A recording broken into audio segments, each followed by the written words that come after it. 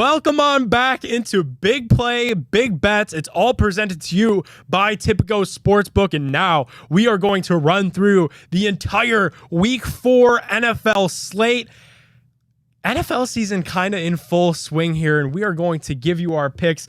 Last week, I went 9-5-2 on my picks. I'm looking to keep that hot streak alive as we progress through this NFL slate. But don't forget, 10 a.m. Sunday until noon. Ryan, hit that music. Let's do it, baby. It's Odds Flash time. Odds Flash on Tipico Sportsbook from 10 a.m. to noon on Sunday, right before kickoff. You're going to want to get in on all that action. And I know what you're probably thinking at home. Nick, what the hell is Odds Flash? Why do you have this groovy music playing? And let me explain it to you, folks. It's because every week from 10 a.m. till noon, Tipico Sportsbook are going to take all your money line odds and boost them. You're seriously going to get the best money line odds in all of Ohio on Tipico Sportsbook. So download that app today. When you do, use promo code BIGPLAY150. You're going to get $150 of bets on us, plus a $30 dog pound bet to bet on our Browns this Sunday. It's all with Odds Flash. It's all with Tipico Sportsbook. You got to download it to hear what I'm talking about. And 10 a.m. from noon, we are boosting those odds for the best odds in all of Ohio. Download Tipico today. Promo code BIGPLAY150. We'll start this thing off in London, baby. The international games are back. I love it. You know, they start cheering for the kickoffs, and extra points is really when Wembley Stadium gets all loud. The Jags are 3-point favorites in their future home, probably in London, against the Atlanta Falcons. I'm going to go ahead and take the Jaguars on this one. They've been a very strange team to me. I don't know what's going on with them. An up and down start to the year. It's weird. You never really say a team could get right in London. Usually teams dread that trip across the pond, but I do think it's a great opportunity for the Jags. They have a lot of fans out there because they play over there so often. I think they cover that 3-point spot. Nick, I'm on you with that one. I got one word for you. Duval. Alrighty, we saw C.J. Stroud, our Buckeye, kind of carve up that Jaguars secondary, throw for over 300 yards again. And I expect Desmond Ridder to not have that same success. I expect a little bit of bounce back, and I hope some fire under the Jaguars. They are in the worst division in football, in my opinion. And if they win this game, they'll be right back on track to go ahead and win it. Yeah, I mean, coming into the year, the Jags were a trendy AFC pick, and right now that's not looking that great. So I think the Jags have to get back here. Like you said, Desmond Ridder, the Atlanta Falcons, I get they have the impressive start to the season, impressive record. I'm not buying into them quite yet. Fun little tidbit on this game. 48% of anytime touchdown money on Tipico Sportsbook is on Calvin Ridley to score a touchdown against his former team. I think I'll probably sprinkle in a little small wager on that. That'll be a lot of fun. Let's keep this slate going. We'll start off with the 1 o'clock. We'll just get this right out of the way. Broncos 0-3, Bears 0-3. They should play this game at 2 in the morning on Cartoon Network because this game is going to be the prison inmate matchup. If you're in jail right now, you should be forced to watch this game. The Bears are 3-point dogs on their home field against the Broncos, who just got a 70-burger put up on them. I don't know what to make of this game, really. I think it'll be entertaining to watch because both teams are so miserable. Nick, you know how the Falcons and the Jaguars, they're in London, they're playing in that Toy Story game they keep promoting. That should be this game because that game is going to be child's play. What's the movie, Ryan? It's like probably early 2000s, that Flushed Away movie. That's what I want to do with this movie. I want to flush this game away. Give me the Bears because they're at home. They're home underdogs, and I just have no faith in Russell Wilson anymore. I think he's cooked. I've said that for a while. I don't see a way that he wins there. Give me Justin Fields as a dog on his home field. I'm going to go ahead and against my better judgment, I'm going to go ahead with Sean Payton and Russell Wilson here. I think the Bears are just a little bit more worse than the Broncos, and with all the coaching stuff going on, I like the Broncos' chances in this one. A little bounce back. Let's see them get their first win of the season. So with that being said, Nick, I got to do it to you. Oh, no. I got to fade Pedone. My first one on the show. I didn't know that you had that capability. I thought Dave had that installed on the desk over there. Jeez. All right, well, we'll keep trugging along here. The Vikings are 4.5-point favorites on the road against the Panthers. Bryce Young will be back for this game in Carolina. Neither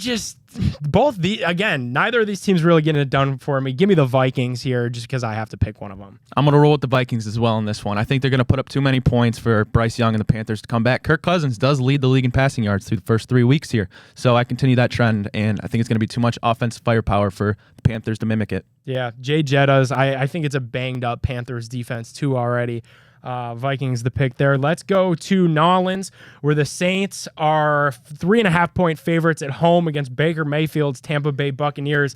This one is super interesting to me because the public is fading Jameis. 98% of money on Tipico right now is on the Buccaneers covering this plus 3.5-point spread against the Saints. I'm with them. I'm going to take Baker outright to upset the Saints in New Orleans.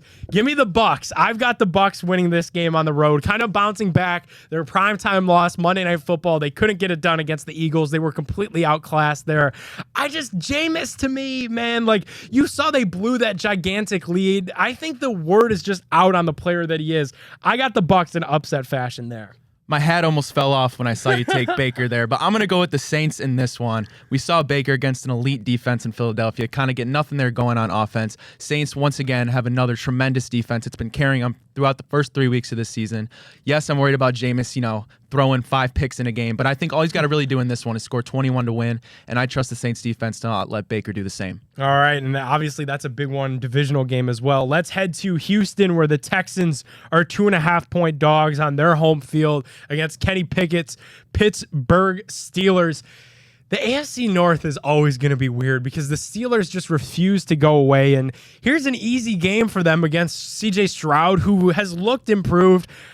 I'm going to take the Steelers. It's weird, but I think I have to do it. I can't bet against Mike Tomlin in this spot, despite CJ playing better. Yeah, so this one to me is just going to go down to who I think has the better offense. And yes, it's a rookie in CJ Stroud, but he's shown real signs that he's going to transition like he did. And I really expect the Texans to be able to put up some points on this very, very poor secondary in Pittsburgh. So I'm going to ride with CJ Stroud on this one. Wow. All right, I got the Steelers. Ryan on the Texans. We will head to Indy. The Colts are in a pick'em against the LA Rams. Anthony Richardson is back in this game, which should be a fascinating kind of piece in all of this. Give me the Rams, though. I think the Rams are kind of being a little bit underrated. They're not very good. I still think they're better than the Colts. I'll take LA. I'm going to ride with the Colts on this one as well. I really do like Anthony Richardson. I'm sorry. Actually, I meant to say I'm riding with you. I'm going Rams. Okay, my bad. Yeah, I just think better coach in Sean McVay. I think a little more offense is figured out there. I just don't see the Colts really competing with the Rams in this one. No, I know. And Minshew Mania was a lot of fun. Obviously, they're riding high after that win against the Ravens. I just don't know if that could keep up.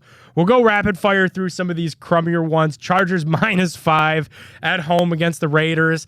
I think the Chargers could win this game and cover this 5 pretty easily. I'm not impressed with what they're serving me up out there with Josh McDaniels in Vegas at all. I'm on the Chargers pretty heavy with this 5.5 spot. Yeah, I'm on the Chargers as well. Their offense hasn't been the problem for them this year. It's been their defense. Justin Herbert's actually the only starting quarterback without a turnover this year. Yeah. So his defense needs to pick up some slack on their end. Raiders' offense is giving me no signs of life, especially if they're out without Jimmy, who's in the concussion protocol. So this is the Chargers game, and if they don't cover, I'd be very surprised. Yeah, and I think too, like if they don't win this game, maybe even cover, I think that conversation about our local guy Brandon Staley just starts getting louder and louder. 49ers are 14-point favorites, 2 touchdown favorites at home against Josh Dobbs and the Cardinals. I hate the 14-point thing. I'm staying away. I'll throw Niners money line in a parlay probably because I have to, but I'm on the Niners. I hate that game.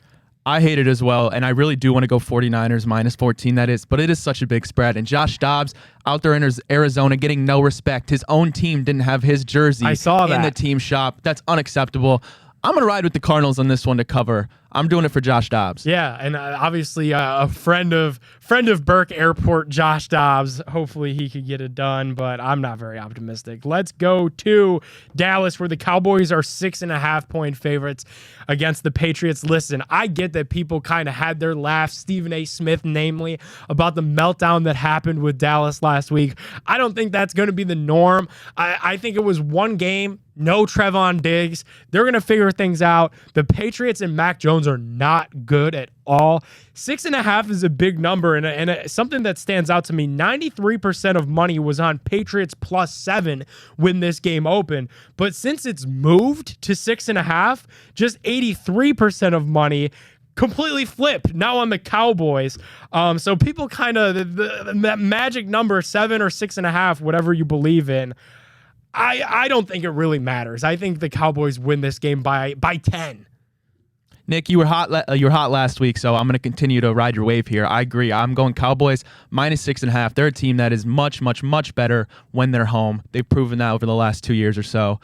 So much of a better offense. I expect them to win by at least a touchdown in this one. I love it. We're going to do our primetime games here, Ryan, and then we'll wrap with the Cleveland Browns. Make people hold out for a little bit longer. We'll start on Sunday Night Football.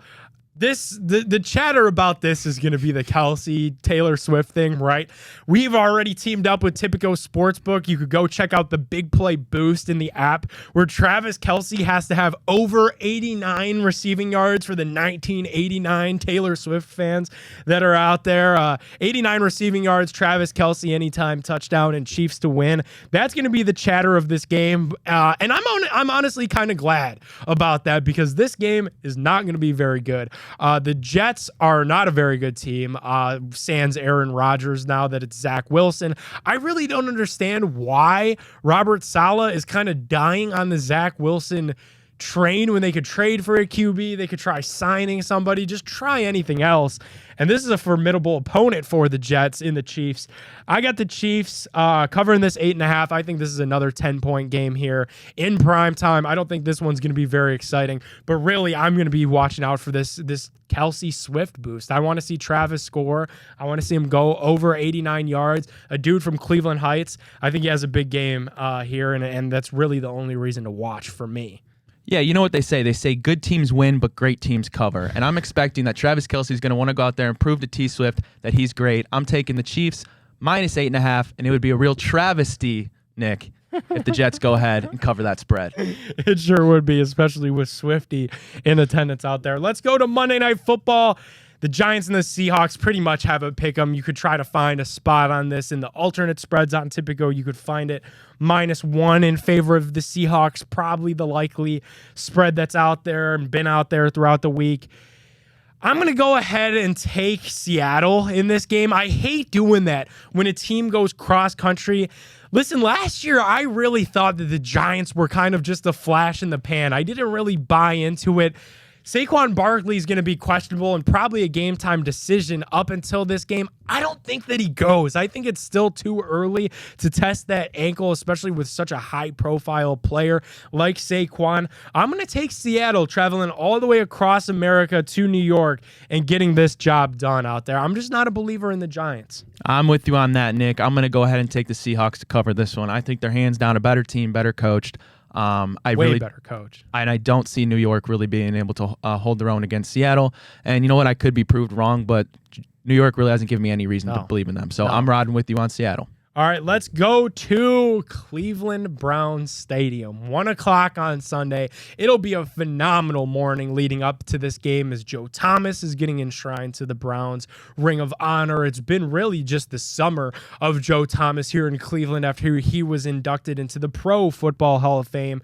The Browns are 3-point favorites in this one, but something to keep an eye on is how this line will move throughout the weekend, because Deshaun Watson is going to be questionable for this game. He was limited at practice all throughout the week, and then on Friday, you usually think, okay, he'll ramp things up. It's more of a walkthrough type feel, get all the reps with the ones and be ready to go on Sunday. That wasn't the case. He threw just 2 passes, and then he was out. Talked with the lead trainer and the athletic staff, talked with Kevin Stefanski, who said that he's hopeful that he'll play on Sunday, and they're leaving his status as questionable. That's my X factor going into this, because if Deshaun plays, I don't even think he needs to be the Deshaun that we saw against the Titans, because the Ravens are banged up right now. If Deshaun plays, I think the Browns cover this 3. I'm not sure about DTR. I don't think I've had enough time to just completely accept it, internalize it, especially against Harbaugh, who's going to have his guys coached up, especially against a rookie quarterback. I think Deshaun plays in this game, and I think the Browns win. I'm going to leave it there for now. Yeah, you never want to see a rookie come in and make his first NFL start against a coach like Harbaugh, nonetheless a division opponent. So if that's the case, then I'm definitely a little bit lower on the Browns, but either way, I still think they get it done. But I would love to see Deshaun out there. And like you said, Nick, he doesn't have to go out there and, have a 80% completion rate, throw for 2 touchdowns over 300 yards. He just got to do his thing, prevent the turnovers, and let the Browns defense carry. Yeah, hit the layups, stay upright, don't get sacked. I know the Browns offensive line has had a little bit of natural regression this year. They haven't been one of the best groups in the league like we've been accustomed to under Kevin Stefanski, but keep an eye on that. Keep an eye on Deshaun. Keep an eye on that shoulder, even throughout the game for our live bettors out there. That's going to be something to monitor. 56% of money on Tipico Sportsbook is on Browns money line. 51% of money is on the Browns spread. So there's some people a little leery wanting to see the actual confirmed status of Deshaun in this matchup. And if you're watching this from 10 a.m. to noon, make sure you give a look to Tipico Sportsbook, because Odds Flash is going on.